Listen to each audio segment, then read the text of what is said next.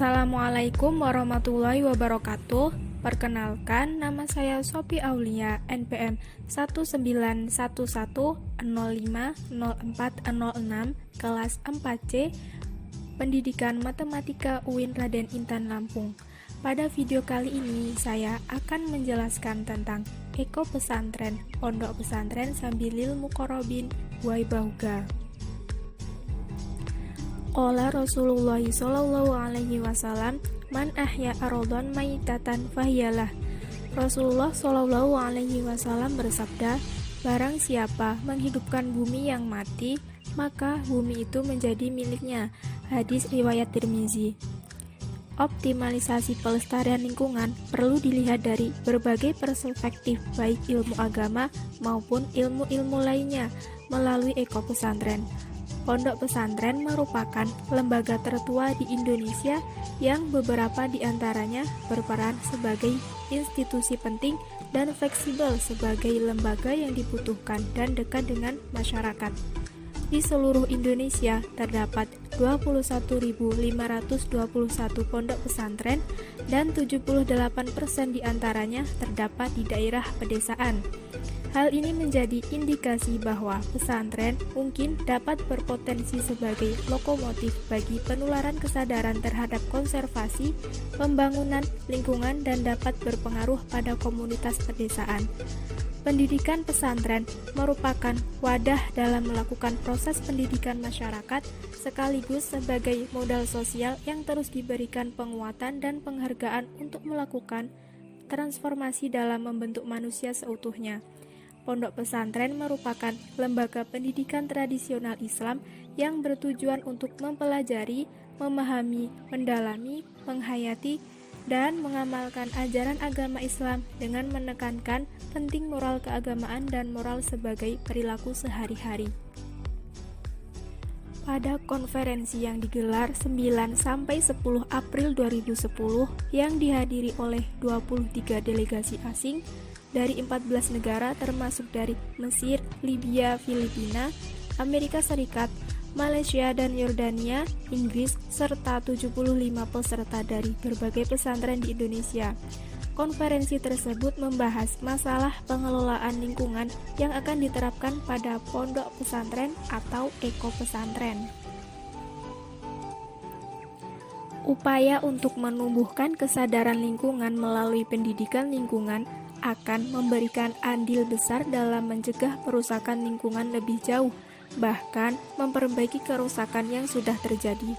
Pendidikan lingkungan hidup merupakan usaha menumbuh kembangkan dan meningkatkan kesadaran komunitas untuk berperilaku ramah terhadap lingkungan, sehingga keberlanjutan ekosistem tetap terjaga. Salah satu model pendekatan yang dapat dikembangkan adalah pendidikan eko pesantren. Eko pesantren merupakan model pendidikan yang berusaha untuk menghasilkan santri yang memiliki bekal ilmu yang seimbang antara ilmu duniawi dengan ilmu ukhrawi, sehingga dapat menyeimbangkan antara ibadah mahdhoh dengan ibadah ghairu mahdhoh, serta dapat menerapkan konsep Islam yang utuh, yaitu rahmatan lil alamin. Pendidikan berbasis eko pesantren merupakan kegiatan untuk menjadikan pondok pesantren berbasis ramah lingkungan melalui bentuk-bentuk kegiatan seperti peningkatan pola hidup yang ramah lingkungan, pengembangan unit kesehatan dan lingkungan dalam pesantren, memasukkan kurikulum lingkungan dalam pesantren, serta melakukan aksi nyata dalam pengelolaan sampah, air bersih, sanitasi, dan MCK yang dapat dijadikan percontohan dan pembelajaran bagi masyarakat sekitarnya.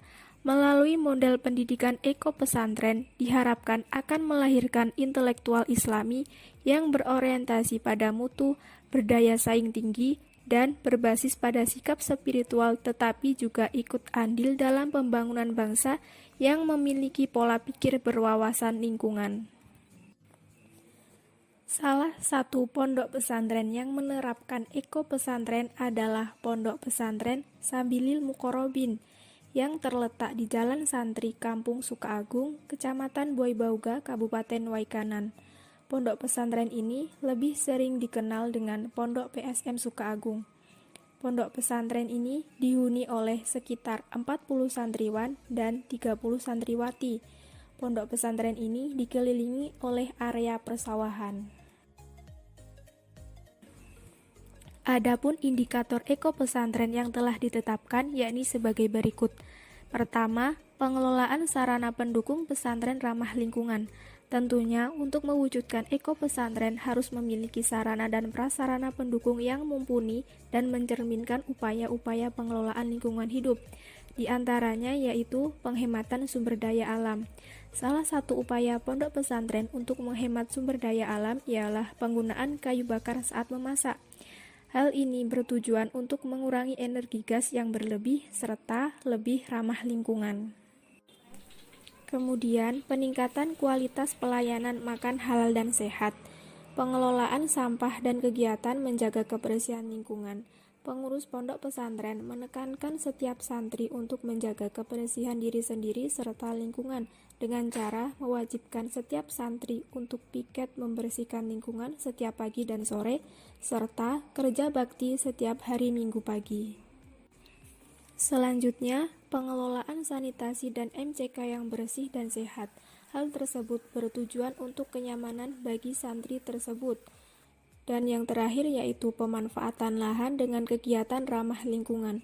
Selain mendalami ilmu agama, para santri diajarkan untuk kreatif, salah satunya dengan cara memanfaatkan lahan yang ada untuk ditanami dengan berbagai macam sayuran serta tanaman obat herbal.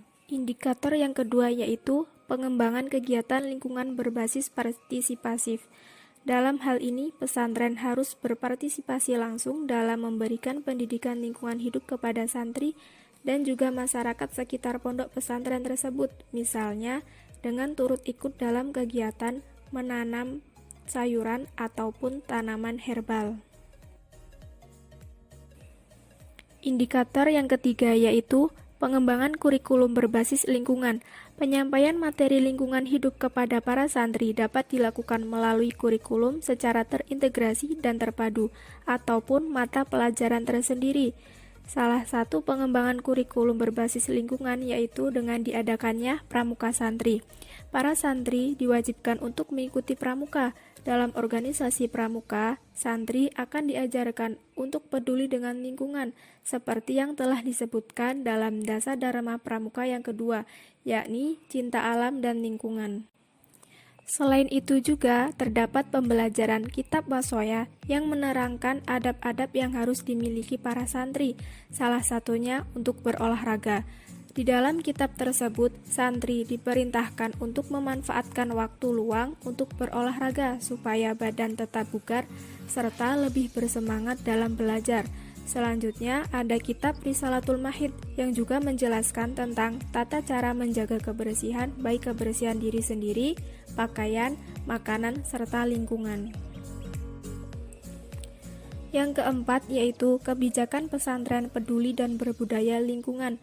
Di sini pesantren dianjurkan untuk mengeluarkan kebijakan dan memfasilitasi santrinya dalam menyelenggarakan ketertiban lingkungan hidup secara administratif.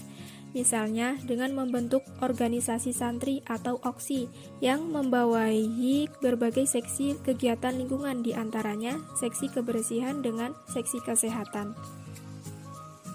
Yang selanjutnya yaitu dengan pengadaan perlombaan olahraga setiap peringatan Hari Besar Islam. Kemudian, pihak pesantren bekerja sama dengan puskesmas yang bertujuan untuk memberikan sosialisasi kepada para santri terhadap pentingnya menjaga kesehatan serta kebersihan, baik diri sendiri maupun lingkungan. Demikianlah video penjelasan dari saya. Apabila ada kesalahan dalam penyampaian, saya mohon maaf yang sebesar-besarnya. Saya ucapkan terima kasih. Wassalamualaikum warahmatullahi wabarakatuh.